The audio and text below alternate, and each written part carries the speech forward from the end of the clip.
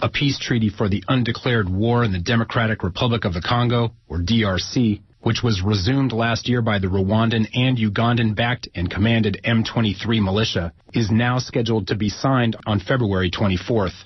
However, some critics say that the peace treaty is really a roadmap for the division of mineral-rich eastern Congo into separate countries, or even free trade zones for the convenience of Western mining companies.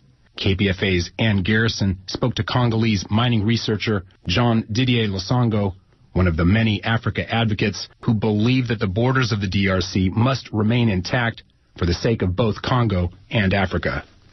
Congolese mining researcher Jean Didier Lozango is now based in Johannesburg, South Africa, where he is pursuing a doctoral degree in sustainable development, but he recently returned from doing research sponsored by the University of Berlin in Katanga province, the most mineral-rich province in his homeland, the Democratic Republic of the Congo, or D.R.C. Like many Congolese people, Losango speaks English, French, and African languages fluently. His English needs no translation, but because he has a strong French accent, and because the Congolese provinces he speaks of are distant and unfamiliar, I'm simply going to repeat his statements to KPFA about why the Democratic Republic of the Congo must resist being divided. We don't want to get this country divided. Decentralization is good, but we are not ready for decentralization. Federalism is good, but we are not ready for that. So people have to learn about all those things before. In the meantime, we are learning about that. We must keep the country united.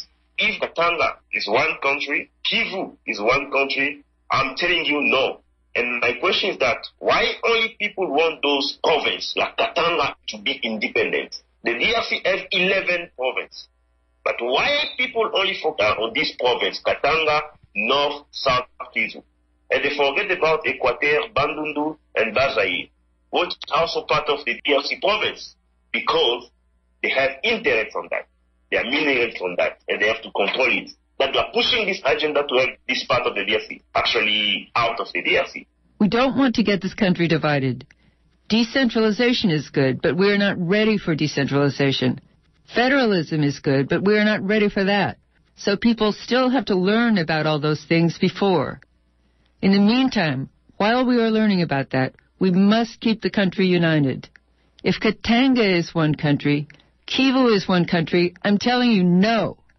And my question is why people want only those provinces like Katanga to be independent. The DRC has 11 provinces. But why do people focus only on these provinces, Katanga and North and South Kivu, and they forget about Equateur, Bandundu, and Brazzaville, which are also DRC provinces? Because they have interests there. There are minerals there, and they have to control them. So they are pushing this agenda to have this part of the DRC out of the DRC. So why only Katanga? Because copper and cobalt are there. Why only North, South, Capital Kivu? Because coltan are there. Why only Oriental province of the DRC? Because gold are there. So why only Katanga? Because copper and cobalt are there. Why only North and South Kivu? Because coltan is there. Why only Oriental province? Because gold is there.